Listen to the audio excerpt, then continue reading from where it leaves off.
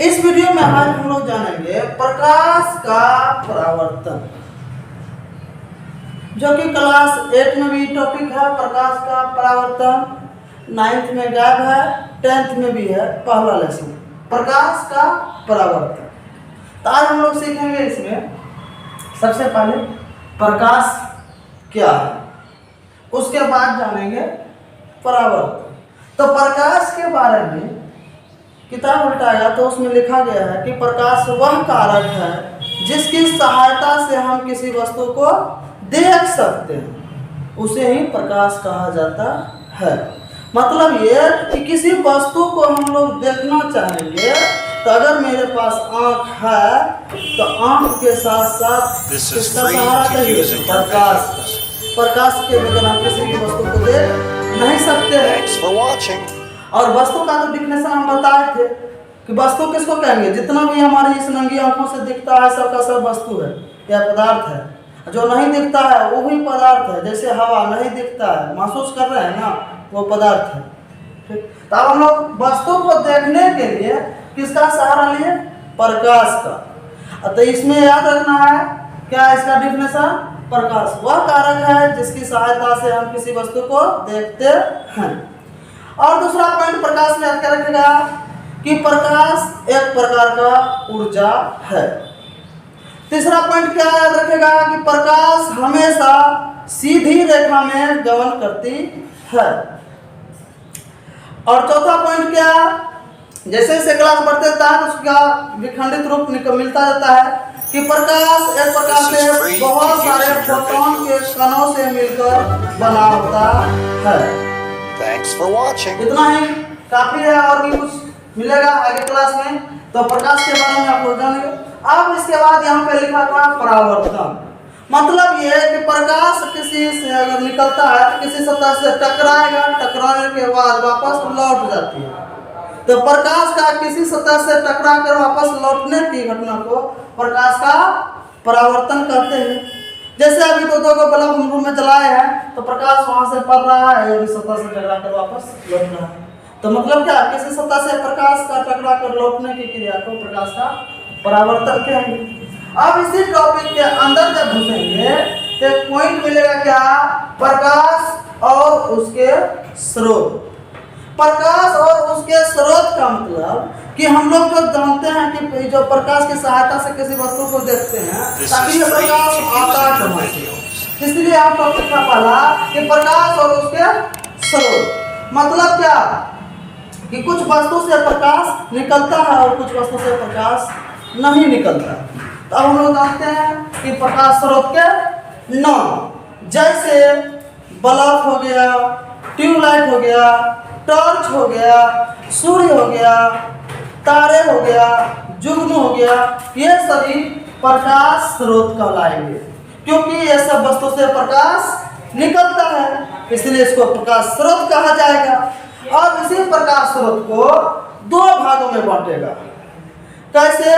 तो कुछ प्रकाश स्रोत है जो मानव बनाया है और कुछ प्रकाश स्रोत है जिसको ईश्वर ने बनाया है, मतलब भगवान ने बनाया है। जैसे सूर्य, तारे, जुगनू, ये तीनों प्रकाश का प्राकृतिक स्रोत है, God gifted. Thanks for watching. ये स्वतः धरती पर पहले से उपलब्ध है। उसके बाद मानवकृत प्रकाश स्रोत। अब मानवकृत में हो जाएगा बल्ब, मोमबत्ती, लालटेन, टॉर्च, ट्यूबलाइट और भी सारे हैं। और आप लोग कमेंट करें कि कौन मानवकृत प्रकाश स्रोत है, कौन प्राकृतिक प्रकाश स्रोत है। इसके बाद आगे जानेंगे प्रदीप और प्रदीप वस्तु। अब यहाँ जानेंगे कि उसी प्रकाश स्रोत को फिर आगे चल के इस नाम से जानेंगे कि प्रदीप्त और अप्रदीप्त। तो जिस वस्तु से प्रकाश निकल रहा है तो वैसे वस्तु को कहा जाएगा प्रदीप्त, और जिस वस्तु से प्रकाश नहीं निकलता है वैसे वस्तु को कहा जाएगा अप्रदीप्त। तो याद रखेंगे इसमें क्या आ जाएगा? सूर्य, तारे, जुगनू, टॉर्च, मोमबत्ती, लालटेन इत्यादि, ये सभी क्या हो जाएगा? प्रदीप्त वस्तु। और अप्रदीप्त वस्तु क्या होगा? जिससे प्रकाश नहीं निकलता है, जैसे कलम, ब्लैक बोर्ड, टेबल, कुर्सी, बेंच, बहुत सारे पदार्थ जिससे प्रकाश नहीं निकलता है वो कहलाएगा अप्रदीप्त वस्तु। उसके बाद अगला पॉइंट क्या जानेंगे, प्रकीर्णन। प्रकीर्णन, प्रकीर्णन में आप क्या रखेंगे कि किसी प्रकाश स्रोत से आ रही प्रकाश की किरण, जैसे एग्जांपल में हम लोग लेते हैं सूर्य का प्रकाश जब इस वायुमंडल में प्रवेश करती है तो वायुमंडल में बहुत सारे छोटे छोटे धूल कण है जो कि हमारी नंगी आंखों से नहीं दिखता। कभी कभी देखने के लिए किसी क्षेत्र के द्वारा अगर सूर्य का प्रकाश घर के अंदर एंट्री करता है, उस सूर्य के प्रकाश में दिखेगा बहुत छोटा छोटा धूलकण, और उस धूलकण पर पड़ने के बाद कुछ प्रकाश के कण को अपनी ओर एब्जॉर्ब कर लेता है और बाकी प्रकाश को अपने चारों तरफ विकृत कर देता है, और इसी घटना को प्रकाश का परिकीर्णन कहा जाता है। फिर अगला पॉइंट इसी पढ़ेंगे, प्रकाश की किरणें।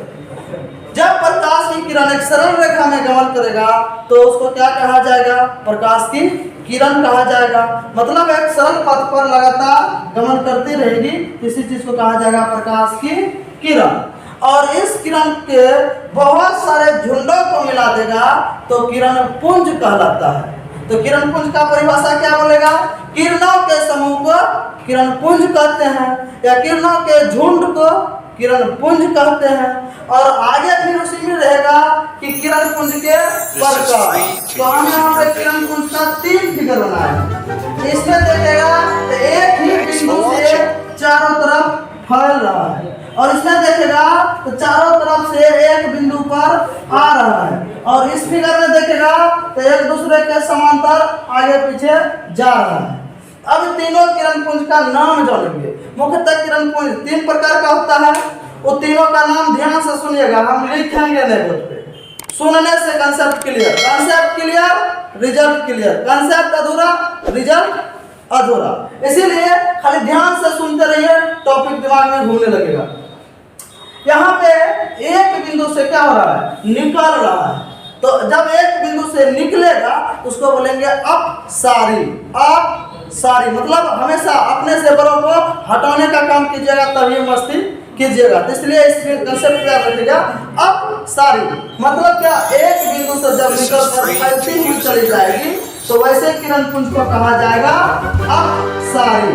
तो क्या कहा जाएगा, अपसारी किरण पुंज। उसके बाद एक बिंदु पर आकर अगर मिलेगा तो याद रखेंगे अभी, अभी शब्द को याद रखेंगे। अभी आए किए हैं, आए हैं तो मजा लेंगे तब जाएंगे, इसीलिए अभी एक बिंदु पर आ रहा है तो कहेंगे अभिसारी किरण पुंज। उसके बाद जब एक दूसरे के समांतर जाएगा तो समांतर किरण पुंज। तो समांतर किरण पुंज को पहचानना आसान हो जाता है, और बच्चे को कंफ्यूजन होता है अप और अभी। तो याद रखना, अपसारी में आप जाइए, अभिसारी में आप अभी आइए किए। इतना कंसेप्ट याद रखिएगा, ये डाउट क्लियर हो जाएगा। वीडियो को लाइक करें, शेयर करें।